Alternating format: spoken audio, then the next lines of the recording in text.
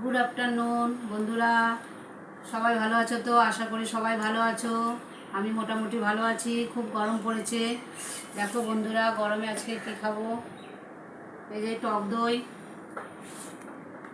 এই যে শসা, এই যে চাট মশলা, বিট নুন, এগুলো উপকরণ দিয়ে আজকে রায়তা বানাবো। রায়তা বানিয়ে দুপুরে খাবো। খুব গরম, গরমে এগুলো খেলে শরীর খুব ভালো থাকবে। বন্ধুরা দেখো, টক দই নিচ্ছি।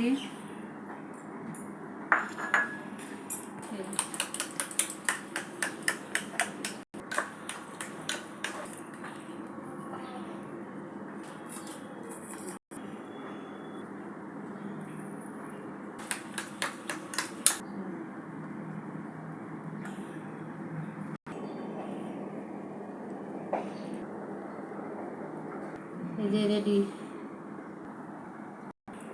এই যে বন্ধুরা রেডি হয়ে গেছে রায়তা। একটু টেস্ট করে দেখি কেমন হয়েছে।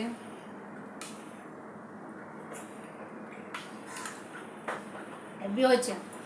তো যদি খেতে চাও রায়তা বন্ধুরা, তাড়াতাড়ি চলে আসতে পারো, পেয়ে যাবে। গরমে ঠান্ডা ঠান্ডা কুলকুল, দারুণ হয়েছে খেতে।